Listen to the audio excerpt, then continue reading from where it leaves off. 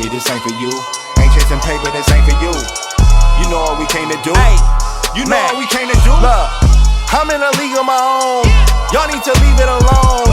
I'ma just eat everything. I'ma just leave you the bones. Call it an even exchange. There ain't no need to explain. Yeah, it should be understood. Like when I hop on a plane and I fly over your hood. Y'all should be knocking on wood. Don't make me go against the grain. I ate my Wheaties, I'm good. We're going to Florida, and we're going to bring you back a victory to Jackson. God to y'all! What you say now, Chuck?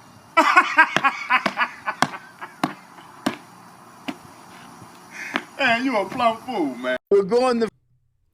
What's the deal, college football fans? It's your boy Kelly Flicks, and I'm back with another episode of HBCU Flicks after an exciting, super exciting week 1 of HBCU football. I'm back to talk about it. First off, let's get into my boys HBCU FC, man. They got the stats for us, so did you know of the week? So the leading passer this week in HBCU football was David Wright of Division II, Allen University. He went out there and did his thing, threw for 370 yards. And the same goes for Division II passing touchdowns. Jakey Hart of Bluefield State threw for 5 touchdowns. He's a freshman. Threw for 5 touchdowns this week, the most of any other HBCU quarterback, man. Rushing yards, Upton Bailey. We'll get into him. Then we got rushing TDs. Zaire Scotland and Jada Byers tied it up with 3. Receiving yards, Anthony Evelyn, a guy I told you guys about last week, just caught for 157 yards. He made his grand comeback. Then we got most team yards, Virginia State, 487 yards. That also led them to the upset of Norfolk State. So we'll talk about that a little more, and we got some more Did You Know. I'll give you guys some more Did You Know later on. But here's a playbook for today. We got the Week 1 recap, of course. We're gonna recap the Orange Blossom Classic and everything that came with. We'll talk about Division II upsets. There are a couple Division II upsets out there that did happen in the HBCU world, and it's starting to shake things up a little bit. It's making some people uncomfortable, and I'm here for it. Then we got weekly awards, man. My offensive MVP, defensive, stock up, stock down, drip or drown. I got all that stuff this week. So let's start off with no other than my weekly awards, and we'll work through it from there. We'll work backwards this time. So with my weekly awards, my offensive MVP of the week is Bailey Upton. I just mentioned him, running back out of Virginia State. He wears number 1. He had 18 rushes for 187 yards. He's going to be the catalyst for this Virginia State team. I thought it might have been, I think his name is Raekwon Smith. I thought it might have been him, but no, I think it's this guy right here. I think it's Bailey Upton. Bailey Upton really proved to be the X factor for this Virginia State team in a big upset win over Norfolk State, really. They beat a Division I opponent, and Bailey Upton was the guy keeping things going for Virginia State. For Virginia State, they beat Norfolk. All right, let's off of them. So here we go. Defensive MVP.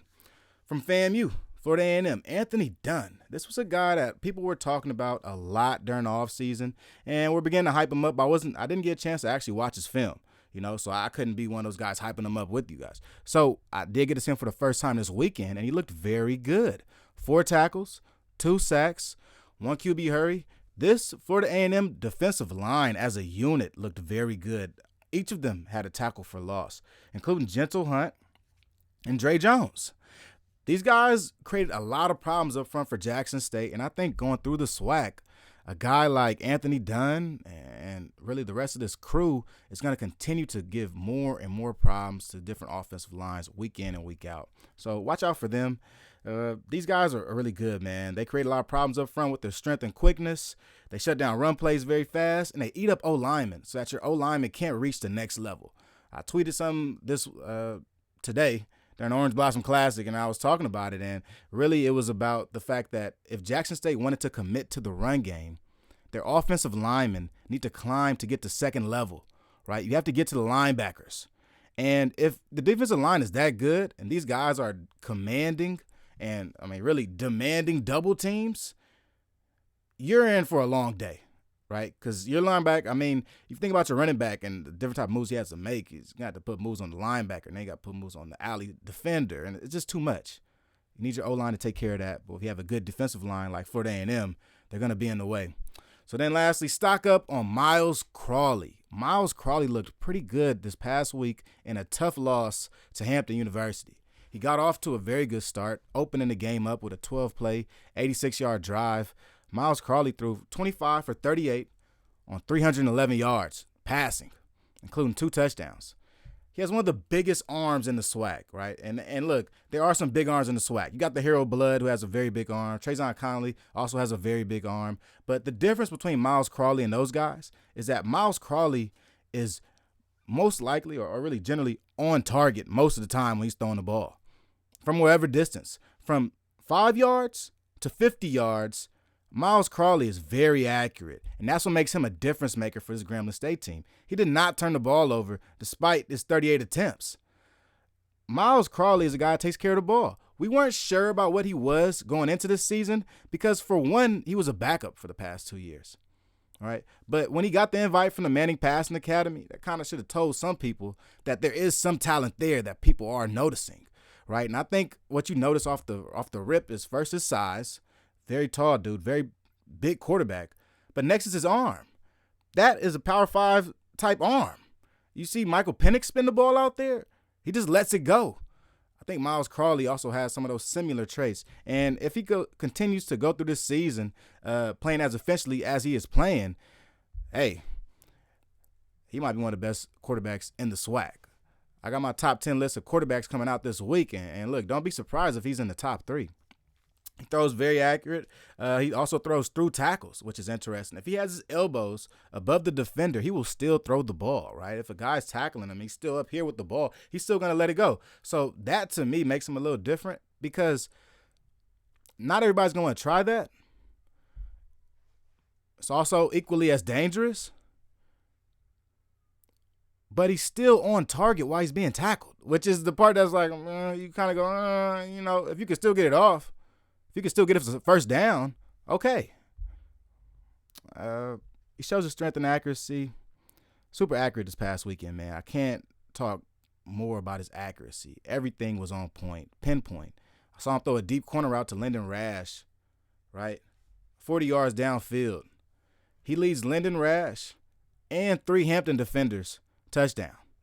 I think that's how good Miles Crawley can be week in and week out. I think this first week was just a glimpse into what Miles Crawley will be for this Grambling State offense. And I think he's going to be like damn near everything for them. So next, we got the drip check, man. Drip check. Drip Awards. It's going to go to Texas Southern this week. My first Drip Awards of the year is going to Texas Southern. They look pretty good out there in that maroon. The Tigers have new Under Armour jerseys. All right, if you've seen their jerseys from last year, you'll notice a white stripe. But this year, they have a gray Tiger stripe. And I think it honestly looks way better. It matches well with their helmets. They also has a great face mask. It's even dope seeing people wearing gray accessories now. Love that. And the black accessories are equally as dope. So, I mean, if I think you want to find somebody that had the right amount of drip on, it's Andrew Body. Go ahead and look up what Andrew Body had on last week. Let's take a look at this picture right here, this little thumbnail, because I think that Texas Southern is really on the cusp of something. And recruiting-wise, I think they could really bring in a lot of guys if they get their branding together. Drip Awards Week 1, going to Texas Southern.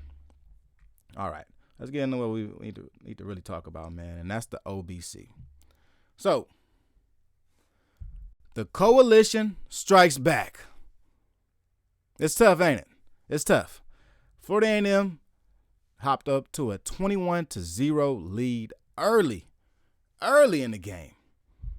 They made Jackson State pass the sticks early. So this is something that I didn't see coming. I didn't do a pregame show, so I wasn't able to get you guys up to date with what was going on and my different thoughts on this game and what was going to happen. I was unsure of the game. I think because I didn't have the show, I didn't even pick a prediction. I didn't pick a team to win or lose. What I wanted to see out of this game was good HBCU football. I actually watched it from an entertainment point of view. All right. The outcome, 28-10. 28-10. I think simply put, none of us know anything. Let's just say it like that. All right. It's not they don't know. It's not you don't believe. It's none of us know anything because this is a whole new Jackson State team. It's going to come with its own bumps and bruises.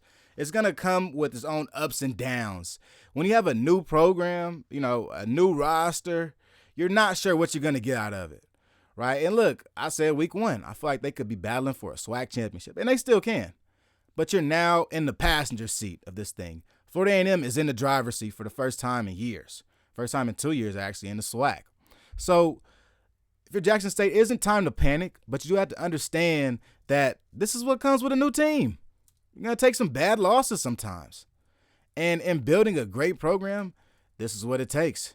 You got to take on the top dogs in whatever form they are in at the time. And I think really we're looking at a FAMU team that's probably in the best shape they've been in the past 5 years.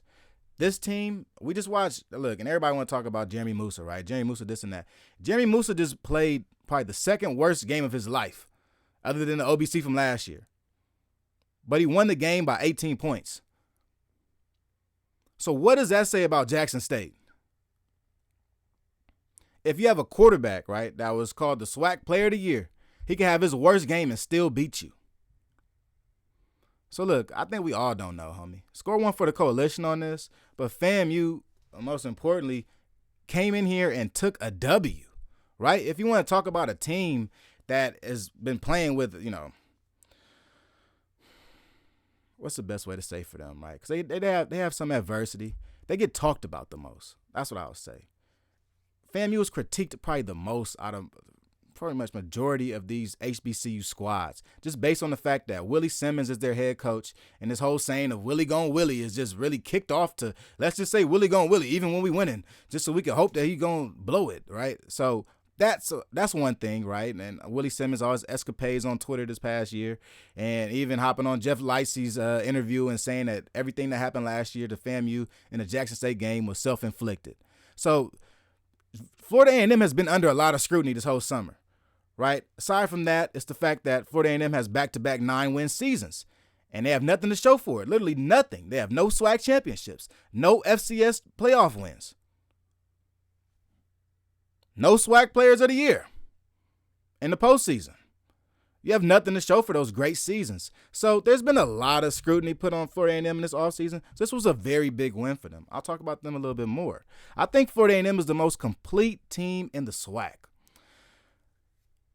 FAMU's defensive line is like that. Marcus Riley, Jamari Shareed, they like that. I think they're going to be doing just fine filling in the shoes of Xavier Smith. Jamari Shareed just had 5 catches for 90 yards. Not to say that's going to be hard to fill Xavier Smith's shoes, but I think Florida A&M has done a great job developing their wide receiver core to the point where once one guy graduates, I've been developing the next 3 guys already. We didn't even get to hear about Kareem Burke's name. I'm not sure if I even saw him on the 2 deep, and I think he's one of the best young players in the SWAC. So Florida A&M does a great job developing, and in particular, they do a great job in developing their rag boys. Okay, Jeremy Musa. Like I said, he had the second worst game of his career and won comfortably. He missed a lot of passes today, a lot. Jeremy Musa was basically 50% passing. He threw for 150 yards. Jackson State's backup quarterback almost threw for more yards than Jeremy Musa. It's an indictment on Jeremy Musa. He has to play better. If this Florida A&M team is going to fight for a SWAC championship, he has to play winning football. And winning football is throwing to open people and hitting the target. Jeremy Musa was airmailing a couple of these passes, and I get it. The rag boys are short. A lot of these guys looking like they 5'9", 5'8", 5'10", whatever, right? You're a 6'3" quarterback. But look, man, Xavier Smith was around 5'10" last year.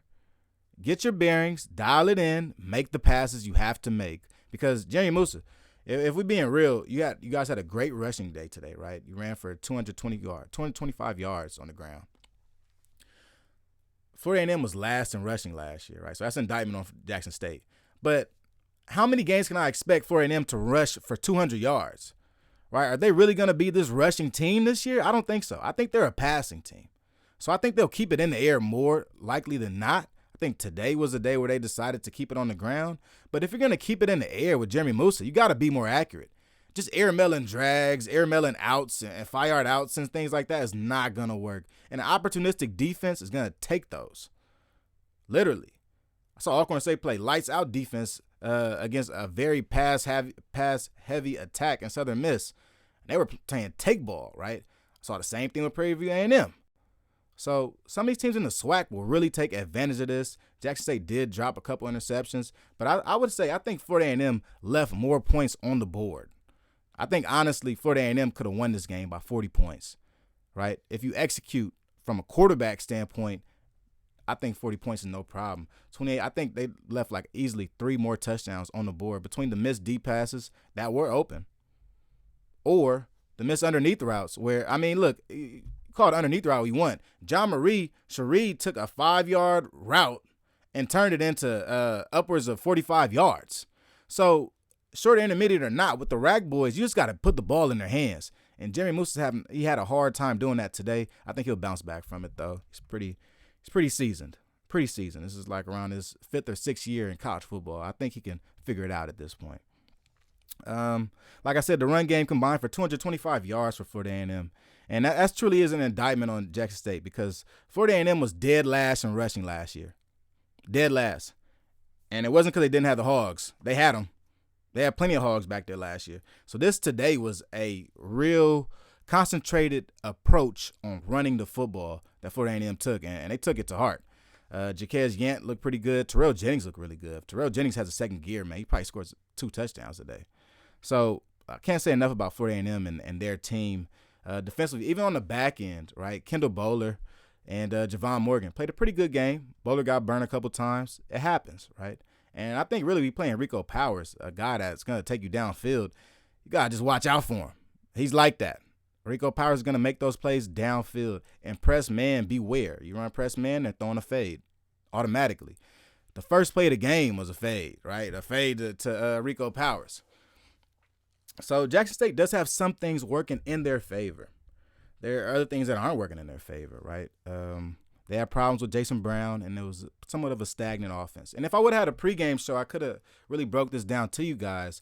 But some things that I did see in Maurice Harris's offense that I did not like was the fact that it can be very stagnant at times and very based on a couple of options, right? Options in the same area of the field. More like, I wouldn't call them a flood concept, but more times than not, you don't have to, in this offense, what I've seen, you don't have to really work the whole field, right? You're working your options, you're playing your keys, you're making more pre-snap adjustments than anything. And it also relies on speed. So I think a lot of times the Jackson State team came out in a couple pass plays where we saw like almost like coverage sacks, right? And I think that's really based on the fact that the route combinations aren't very complex. This Jackson State offense relies on speed. They rely on the defense and their stamina not being there as much as they're relying on their knowledge of the playbook and people being in certain positions at certain times, right? I think that's the reason why you see this blistering speed. I called it the NASCAR style no huddle, where Jackson State doesn't even look to the sideline for the next play because they already know the play, right? And those plays are usually basic. That running a NASCAR type set when you're going to run that fast and you don't look to the sideline to find the play, it's because the next play you got is already in. You already know the play. So you hop on the line and you execute the play. But the thing about it though, those plays aren't very complex, right? You only use 2 or 3 different variations of plays to run your super fast no huddle speed. So we didn't get to see a bunch of Jackson State no huddle because they did not complete a lot of third downs. But what I will say is that in the play calling that Maurice Harris did have, Jackson State definitely needed to establish the run, and they never did. Irv Mulligan, they tried to get Irv Mulligan going around in the second quarter, right? But I don't think it was too late at that time. I don't. I think at that point they needed their offensive lineman to reach the second level to end up getting those blocks for Irv Mulligan. He ended up having to juke so many guys just to get 2 and 3 yards or really carry guys or try to stay up, use the extra balance, put your hand on the ground to get extra yards. And that's good for a player, but schematically, no, that's not what you want to do. You want to have way bigger rushing lanes than that. And I think that was a problem throughout the game. Jackson State's, how they busted the game open last week was a big run. Irv Mulligan presses the hole, busts out, go for 40 yards. That was the first touchdown of Jackson State's season this year. Since then, they did revert back to the pass, and 20 straight pass completions and things like that is cool. But I think Irv Mulligan is one of the best players on this Jackson State team. If you want to be a pass-happy team or a run-happy team or not, you have to play to your team's strengths anyway, right? And if you see Jason Brown is, honestly struggling out there, I think you lean on this rushing attack. You make Irv Mulligan your guy. And I said this last week too. I thought Irv Mulligan was the lead back. I think Irv Mulligan is your guy offensively for Jackson State. Week to week, you'll learn more and more about who's our guy, who's not our guy. But I think you found out already that Irv Mulligan is one and Rico Powers is another one. Let's work our offense more so around these guys and keep putting the ball in their hands. More things for Jackson State. So the talked about their shift to, rushing the ball and how I think they really should have just leaned on that a little bit more this game. Because, for one, Jason Brown didn't look very good at all. Threw for nearly 50%. Let's get the stats up here. Nothing better than some stats, right? So, Jason Brown, his stat line for the day, 10 for 19, 82 yards, 2 sacks. That ain't good.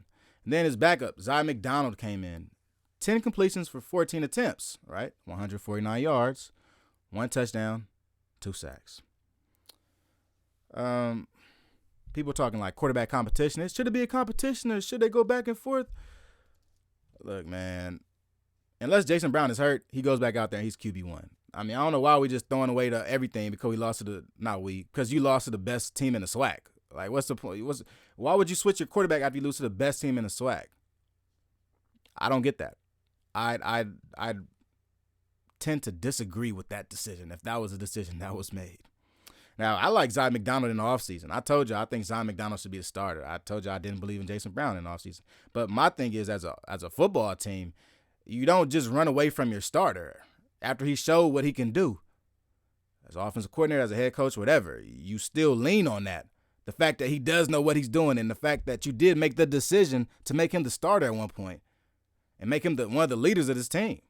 So, yeah, no, I think Jason Brown goes running back out on that field on Saturday against Southern, and we get another chance. Now, it's a big game, so this could be make or break for Jason Brown, right? We've seen plenty of guys get pulled during rivalry games because rivalry games are that important, right? And if Zy McDonald comes in and takes a spot, he takes a spot. But I think Jason Brown deserves another chance. You put him back out there. He didn't look good against FAMU. He didn't.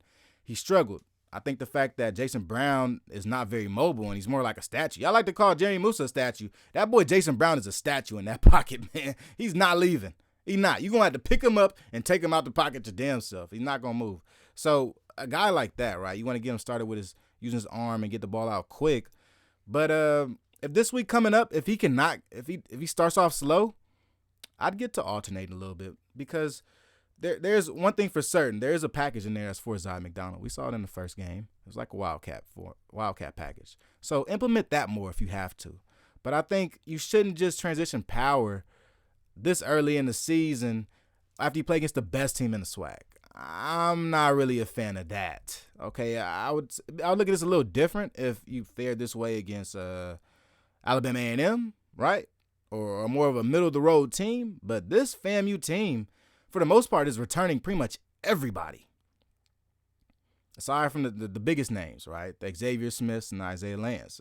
Besides those guys, B.J. Bowler also. Besides those guys, for the most part, you're just simply developing more talent that was those guys' backups, right? You're just getting Kendall Bowler and Javon Morgan ready to go to take over the B.J. Bowler spot. You're just getting you're getting done. You're developing done when Isaiah Land leaves, right? So to me, FAMU they're in much better shape than the Jackson State team, roster-wise.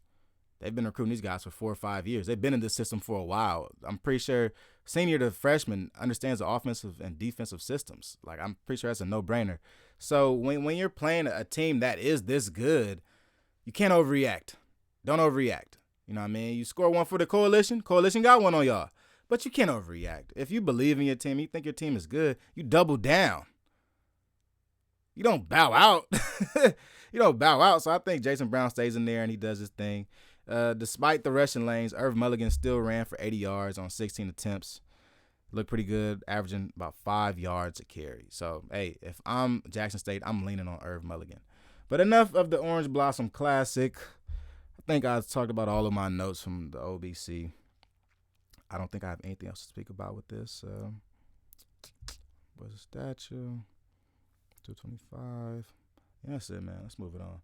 So here we go. Let's go into our the rest of this week 1 slate. So, SWAC versus everybody. Big matchups in the SWAC this past week, and I just got finished watching this Preview A&M and Texas Southern game.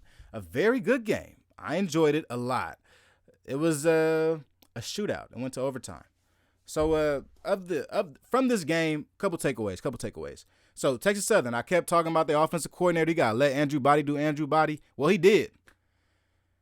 Andrew Body had 3 touchdowns and 3 interceptions. So that comes with it. You want to let your quarterback do his thing, turnovers may come with it.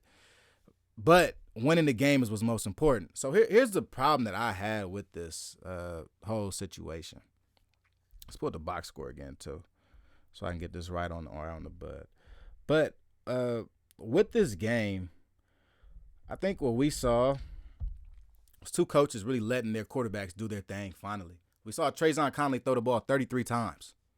That's unusual. I don't think he's thrown 33 times his damn life, right? So Bubba, he let him do his thing out there. Let him go out there, throw, play free. So oh, yeah, this is off. Give me 1 second, man. Don't worry about nothing, y'all.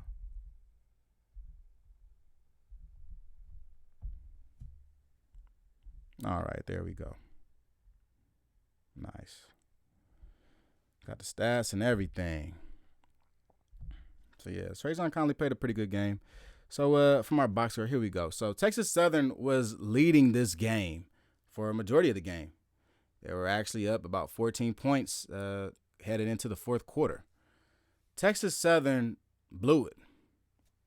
Plainly put it, they blew it. They were in the lead. They had everything going for them, and they blew the game. Andrew Body had a very difficult game. It was a lot of ups and downs. At times, he looked really good. At times, he looked really bad. He almost got up to 40 attempts today. He threw 18 for 38 on 286 yards, 3 touchdowns, 3 interceptions. On the reverse side, you look at Trajan Conley. He threw 20 for 33, 275 yards, 2 touchdowns, 1 interception. I mean, look at the stat line, you probably couldn't tell who won the game. And it was a very close game. Go to overtime, won by 3 points. But the major difference is that I think throughout this game, there were some small things that added up into big things. And some of those interceptions Andrew Body threw hit off people's hands and stuff. That was a problem. I mean, that was some of the small things that led to big things. And as much as I don't like Andrew Body's technique and his throwing motion and stuff like that, those are things that won't get fixed during the season. So it's almost pointless to talk about it now. But it really pops off the screen when you watch it, man. I think Andrew Body has to find a way to put velocity on his footballs. I think his throwing motion could kind of hinder this because he does push the ball when he throws. So velocity-wise, the ball's coming up. What's the best way to put it? When you want to dot those windows in a zone and things like that, the ball's coming up and falling, right? It's not going straight across. And that's about velocity. If you throw a velocity on the ball, it zips. If you throw it no velocity, throwing up, it floats and drops, right? So I think he has to put more velocity on his balls in order for him to make into some of these tighter windows. But I think he's making the right decisions at quarterback, and I think he's found his guy at receiver. Bringing Quay Davis from Jackson State, he was the guy for Andrew Body this game. And he was almost to the detriment of Texas Southern because there was times where you look at Andrew Body and go, okay, let's go. What are we going to do right now? Let's get a first down. Andrew, a problem that he has is staring guys down, right? And you can't stare down a wide receiver when the defense is in the zone because as soon as you're staring down your receiver, as well as you can see him running his route and you think, oh, damn, that 10-yard out is going to be good, the defense is staring at the quarterback. All 11 of them are staring at the quarterback in zone, passing people around your zones, right? So there was a time in the game where he tried to throw a post to Quay Davis down the middle of the field. He gets picked off by the opposite safety on the opposite hash. Like he's literally looking at receivers too long to where another safety notices that and can just jump the ball when it comes to the seam. So that's going to be a problem moving forward. Even though you love your guys out there, you might want to lean on them. That's fine. Just don't stare at them, right?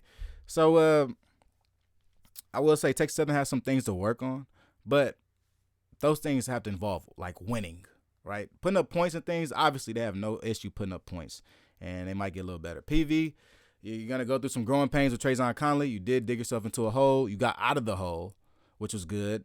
I can see that Trajan Conley's really using his safety valve, new safety valve, Brian Jenkins, which looks good out there. I like Brian Jenkins. Juice looks good. But Preview A&M, just throughout the game, I saw a lot of growing pains. right? I think Prairie A&M is now growing out of this run-heavy team and becoming a team based around Travion Conley, their quarterback. I think last year they made Travion Conley run their offense. I think this year they're running their offense based on Travion Conley. And we're seeing that. There'll be changes, and we'll see how this team grows, right? If they're growing in the right direction. Because Travion Conley can be a wobbler at times. But when he's winning games and beating a Texas Southern team, you can't help but love it. So another game, Alabama State Southern. That game was a snore fest. We tried to do a watch party for it, but it was just not that fun, bro. This wasn't that fun. Not too much offense going on. Harold Blood caught fire early, had a nice touchdown. But if you ask me, Harold Blood is a little bit too inaccurate to be my starting quarterback. He is a little too inaccurate to be my starting quarterback, a guy I got to rely on. No way.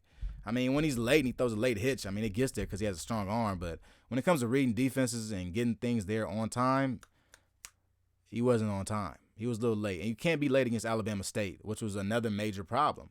Because Alabama State, which I think is the best group of defensive backs in the SWAC, if you give them a chance, they will take the ball from you. And that's what they did. I think that this Alabama State team is literally led by their defense. The offense, and I will talk about the offense.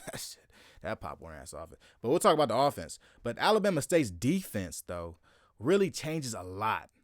It changes a lot. Like, if you try to play, if you think of an Alabama State team, you almost have to envision the defense of, like, the Pittsburgh Steelers coming out.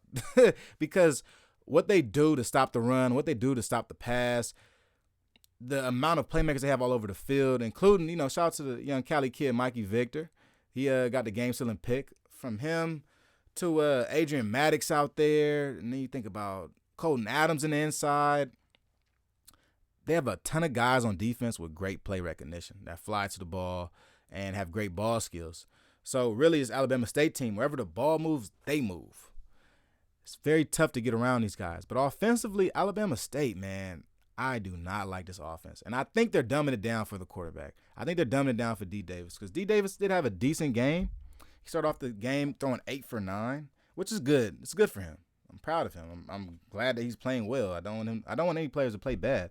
But the biggest issue I had with Alabama State was their gimmicky offense. I mean, every other drive they're running a trick play out there, whether it be a running back direct snap or whether it's a double pass with your running back or a double pass with your receiver or some crazy wishbone formation or a full house formation. It's like it's so much smoke and mirrors. You go, damn, can y'all run a simple inside zone? Because they did have a hard time like moving the rock. It wasn't like we're just getting first, second down, third down. No, it's like after we get a first down, let's throw in this trick play that we think will work. Why are we running trick plays? Look, man, the great Marty Schottenheimer said the best trick play is the first one. They ran about 5 this past weekend. It's no way you think they're all going to work. Or there's no way you even build that into your offensive game script. Why would you who's building in trick plays into a Division I fucking script? I don't know. I'm sorry. Excuse my language. But Alabama State, man, offense look a little handicapped. Southern did a great job adding pressure to Demetrius Davis. They got back there, got a couple sacks. They were controlling the line of scrimmage and really stopped this Alabama State run game. So Southern did show some things in this game that I did like. Offensively, they look bad. Think that'd do a quarterback play. He had to read defenses.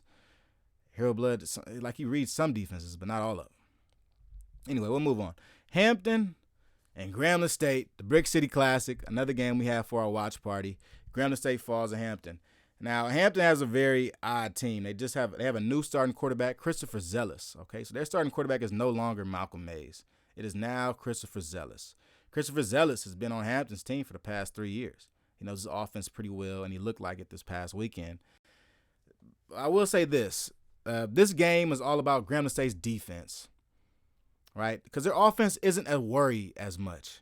Last year, they went through 4 different quarterbacks. Had a litany of running backs they could use, including Lamborghini Williams, Maurice Washington, Floyd Chalk. This year, they're a little more dialed in on offense. They know their starting quarterback is Miles Crawley. They know their starting running back is Floyd Chalk. They know their starting receivers, right? And I think that this Grambling team has a great offensive identity, right? It's Miles Crawley and it's Floyd Chalk. Floyd Chalk, very hard downhill runner. Miles Crawley, a very big armed quarterback, right? So you have something to play with there, right? If you're Coach Tony Hull. So with Grambling State's offense, they look good. Come out 12 plays, 86-yard drive to start the game up. But defensively, there was too many lapses in judgment defensively to even win this game. There was a time where Hampton was up like 20-7. And a couple of the pass plays that they were beginning to complete and hit on with Christopher Zealous were simply breaks in coverage. I saw a trips left formation. This was one of their first touchdowns. Trips left formation. They run a verts, switch concept from 2 and 3. They switch. After the switch, you look up. There's a safety guarding 3 vertical routes on that side of the field with a linebacker like trailing from 10 yards. What are we doing, right? That was an easy touchdown. They throws the tight end at the 2-yard line. He drags the safety into the end zone. That's a touchdown.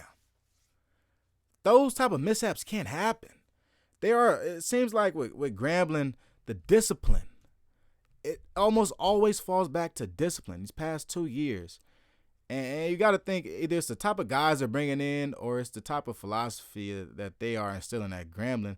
Not to say that they're instilling an attitude of, we don't care and we just do what we want. But I'm saying maybe they're not on the student athletes enough so that they're, really on it during the game. It does not seem like all these Grambling State players at times are bought in. Even look at defensively.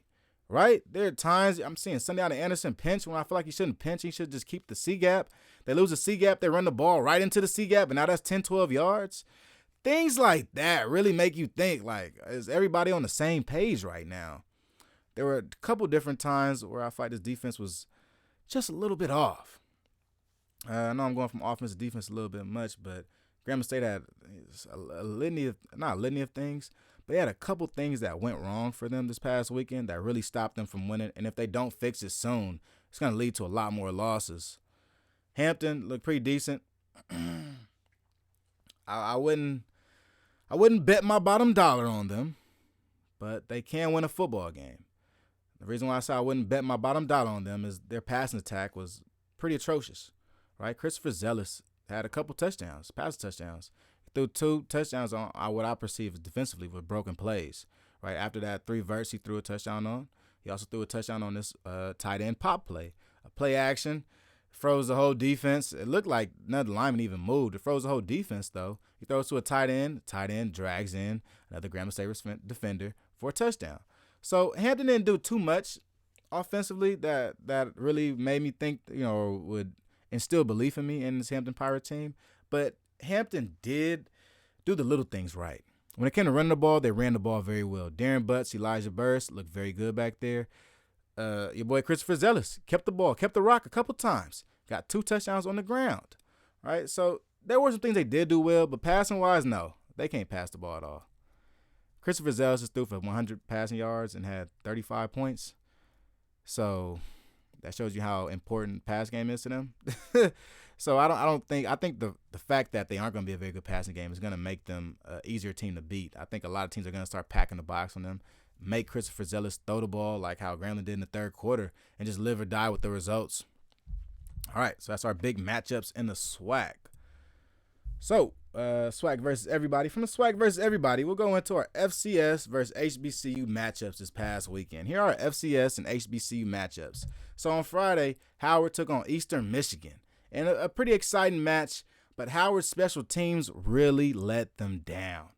It really did. It let them down. It allowed them to get down early, and they played in the hole most of the game. Most of the game, they were down 23-7. Let's get my notes out on this one. While they were down 23-7, Quentin Williams started at quarterback, as always, for Howard, and he struggled with the clean pocket. And I think I'm starting to figure out Quentin Williams. I think he's a slow processor. Which is, and if you don't know what a slow processor is, at the quarterback position, after you call a play, and you know what play is going to be ran by your offense, you also try to identify the defense. and identify what defense they are in. Is it cover 2, cover 3? Are they blitzing? Is it man? Is it one? So those are all things that are going on in your head. Along with that, at the line of scrimmage, you're also thinking of different audibles and things to call. But once you snap the ball, and you have that 3 to 4 seconds to throw the ball, the amount of time you can actually process whether route combination is going to work or not work in order to lead your receiver is, what makes up processing time. How fast can you process? I think that Quinn Williams is not a very fast processor, which leads to why he throws the ball late sometimes, why he likes to throw a lot of out routes, and why he also likes to throw short underneath routes. It's not much thinking that goes into underneath drags and crossers and razor routes. It's not much thinking that goes into 10-yard outs. You know why? When you run a 10-yard out, it's either the receiver or the sideline that's out there. And you got a pretty strong chance you're going to catch it. So I just think he's a slow processor. But Quinn Williams did look good at times. He did find his guys. He found Jamar Ebron. So that's another guy I'm going to have to keep on my list and keep on my watch list. Jamar Ebron looked very good. Casey Hawthorne did good. Wayne Dennis was out there for a couple snaps. And Hezekiah was also out there at receiver. So from this Howard offense, what we saw and what I think that we all could agree on is that this Howard offense, what we all can agree on is that this Howard offense has a chance to be legit. Like really, really legit. And look, it's all based around Quinn Williams. I get it. But this team and the amount of weapons they have, pretty much any quarterback right here would be contending with the amount of weapons that they have. Like if Morgan State had these type of offensive weapons, I would say Morgan State is going to win the MEAC championship. Now, we'll see. It's yet to be seen if these weapons will be capable enough to put up some points against North Carolina Central, right? They did get 50 ball by Central last year. So you got to watch out for that, man. So there we go. Moving on to Alcorn. This Alcorn game was heated. A lot of smack talk before the game about who's going to win, who's not going to win, and who's going to score 70 points. And Frank Gore Jr. said he's going to score 80 points. So then GSPN came back with his own live. And then all the Southern Miss folks want to hop on the live, and then they getting worked out on the call line. So it's a lot of drama behind this game, a lot of drama. But this game was only entertaining for one quarter. It was only entertaining for one quarter. And we got to see the debut of Tyler Macon. Underwhelming, to say the least. Very underwhelming, to say the least. If you got to think about different debuts from different players. Jeremy Musa had his debut against North Carolina Tar Heels, and he showed his ass. He sure did. He came out there. He looked very good. And you go, okay, Jeremy Musa is a very pure passer. We haven't seen a pure passer in the SWAC since Coach Prime has been here. So let's see what he does.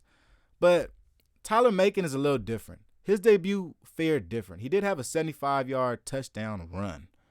Beautiful touchdown run. But Tyler Macon also was 0 for 5 in passing. Didn't have any completions. So it's got to make you wonder whether or not how we can get him going. Because after Tyler Macon went out at halftime, the new old quarterback, Aaron Allen, steps back in for Alcorn and does a decent job. He throws like 5 for 6 or like a little bit under 50 yards.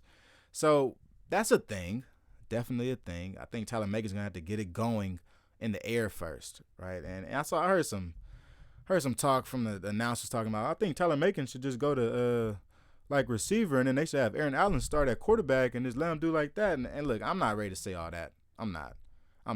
Based off of 5 passes against a FBS opponent, I'm not ready to move you to receiver, bro. I mean, I don't know who would do anything like that anyway. How could you be so rash? Because Tyler Macon is a 4-star quarterback out of Missouri, and he's been assuming the starting duties since the spring, from what I've heard. So if that's true, why the hell would I move him to wide receiver, man? Some people just be saying stuff sometimes. So any other notes from Alcorn? Let's see. All right. Oh, the defense. Oh, yeah, it was tough watching that defense. The Alcorn defense was just playing at a much slower speed than the Southern Mississippi offense. Much slower speed. They looked a step slow. They looked a little unsure sometimes. The Alcorn O-line was having a hard time in pass blocking. I think that kind of led to Tyler Macon flushing the pocket and not being able to get those completions that he really wanted. Here we go. Oh, and then defensively, Southern Miss, man, they really were selling out for Jarvian Howard. All this talk about Jarvian Howard, and we ain't scared of Jarvian Howard. Yeah, whatever, bro. everybody on that defense was looking at Jarvian Howard every damn play, homie. Zone or not. Like, that's literally how Tyler Macon scored a 75-yard touchdown. It was a read option, and the whole defense is following around Jarvian Howard, make sure he don't cut up field. Meanwhile, Tyler Macon sprinting past safeties. Right down the middle of them. Just sprinting right past safeties. So, yeah, Jarvian Howard commands a lot of attention. Southern Miss, y'all made a little tweet or some shit talking about some, we met Jarvian. Look. All 11 of them players got a packet on Monday with a picture on it. A picture of Jarvian Howard. Underneath this said Jarvian Howard, number 0, running back, X Factor. That's what it said. That's why you guys decided to load the box. That's why everybody's looking at Jarvian Howard every play. It's because Jarvian Howard is really like that. You can act like he isn't all you want. Ask your coaches. Ask your coaches who they game plan for. I'll be honest. Ask your coaches who they game plan for.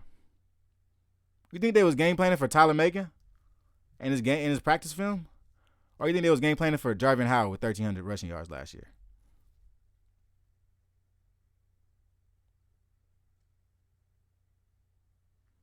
Just saying. So Alabama A&M lost to Vanderbilt in a tough game that really got opened up in the fourth quarter. This game was pretty close for most of the game. But we got a real issue at Alabama A&M. They're still going through a quarterback carousel. Xavier Langford and Quad Brown are starting going back and forth, rotating at Alabama A&M. I think Xavier Langford's a starter. I think he's a guy. He's been the guy. He's been there for the past, 2 years?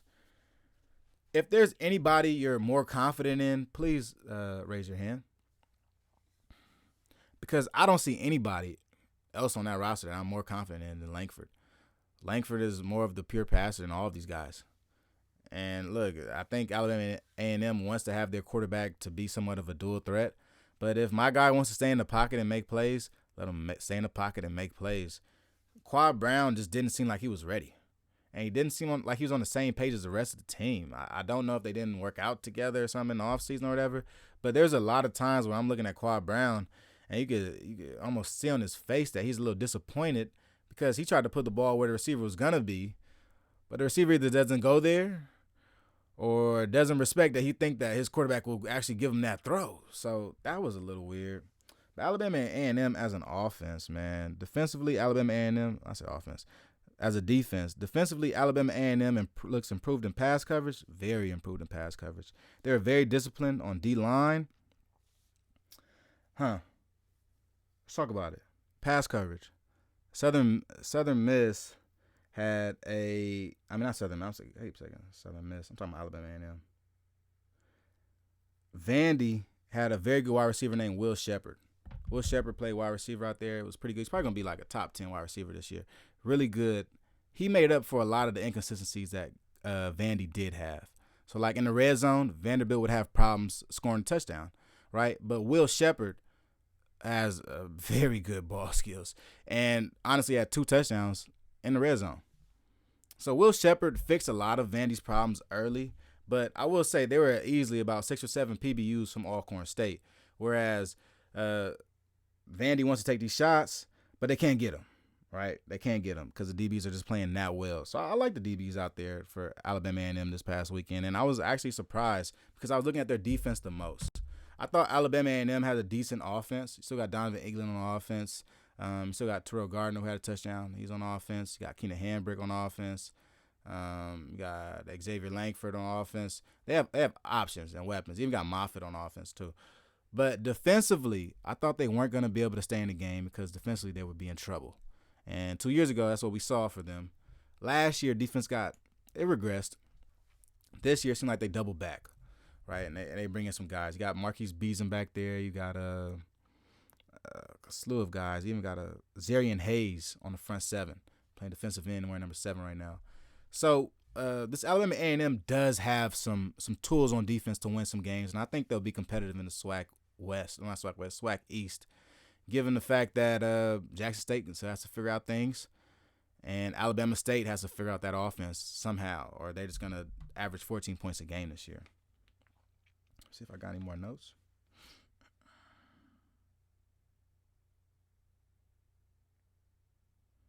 Yeah, and then lastly from Alabama A&M, I'd take a lot from their defense. Their defense was on the field much longer than the offense.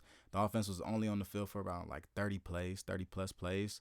So it's very hard to get a bead on an offense when you're only playing 30 plays. Usually an offense is playing around 60 to 80 plays. So, yeah, it's not going to work. But that's what I got for my swag versus everybody and FBS versus HBCU. So let's double back real quick. Get the rest of these HBCU FC Did You Know. So here we go, man. Did you know Jalen Campbell had the most tackles out of any HBCU player this past week with 15? Come on. Did you know that Prairie A&M had the most interceptions as a team this week with 3 interceptions, picking off Andrew Body 1, 2, 3 times in a big game to start the season off? Sacks allowed. Uville Paul Jr., Bowie State had the most sacks this week. 3 sacks, man. That dude must have been getting after it out there at Delaware State. And then, what is this? Tie for sacks, I guess. We got Jacob Williams out of Texas Southern, also has 3 sacks. The fewest yards allowed this week was Bowie State versus Delaware State, 136. That's a damn shame. Shame on you, Delaware State. You getting held by 100 yards by Bowie State, your little brother. You letting little bro do you like this, man. Come on. Get it together. So then the highest attendance this week was Tennessee State at Notre Dame, which was 77,000, man. Get a bar of that, homie. Shout out to Tennessee State for playing in such a big game. I didn't talk about the game because it was a blowout, but yeah, that's such a big game. Big matchup for the big boys only, right? Only for the big boys. Well, speaking of the big boys, this team right here, well, these guys, these teams aren't scared of the big boys. These Division II opponents are ready to take on anybody and everybody weekly. So Bowie State took down Delaware State this past week, 22-11. Bowie looked really good, man. They were attacking. I think the key to all these games is that the Division II teams were constantly attacking until they got what they wanted.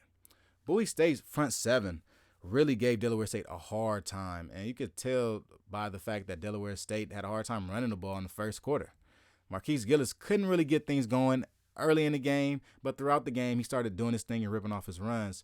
But I think Bowie State did a great job in keeping guys like Gillis, keeping guys like Rakeem, what's his name? Get his name real quick. They have a nice, quick receiver out there at Delaware State, man. Dude could go. But he was on my top gadget guys. Put my gadget guys list up real quick. Top gadget guys. So here we go. Rakeem Smith, man. They even limited Rakeem Smith to a couple catches too. So I really feel like this Delaware State team is gonna be really bad this year. That's first. But I think Bowie State's gonna fight for a CIAA championship again. I think they're back in form. I was telling my boy Kobe last week that I really felt like Bowie State was gonna beat Delaware State, and Bowie was Bowie the favorite? I think they were the favorite. No, I think Delaware State was the favorite by 5 points. So, yeah, I think the closer this game got, the more everybody started understanding that Bowie is really like that. And when the game started, you could really start to see it. And, look, being up 14-3 in the first half, says something to me, especially if you're a Division II team beating a Division I team. Pretty dominant performance. Another dominant performance was Virginia State and Norfolk State, man. So, they had a very trippy ending. If you didn't see it, go check it out on Twitter. But Virginia State and Norfolk State went at it. Big and Little State. Who big state? Who is little state? I don't know. One of them is big and one of them little. I want to say Virginia State's a big state now after winning, because they go in there, they beat Norfolk State, beat Dawson Odoms. This is a Virginia State team I spoke about before, man. This team has 20-plus grad seniors, right? They have 6 players that have transferred from Norfolk State. Like, this is literally a Division I team in a Division II disguise. Like, this Virginia State is stacked with guys. I wouldn't be surprised if they win the CIAA this year. And then we got Central State versus Mississippi Valley. This game was on HBCU Go. Not a super big fan of HBCU Go, man. It was stalling, and I couldn't find the game at one point. It's a little bit too much trouble for me. Can't front. I didn't like that part. But when I did get to see some of the game, I did see Central State was hitting hard. Hitting very hard. Jalil Lenore and the rest of those guys were really gang tackling a lot of these Mississippi Valley players. And look, I think the reason why Mississippi Valley lost was the fact that they were alternating quarterbacks. Like, you're alternating Jamari Jones and Dino Maldonado.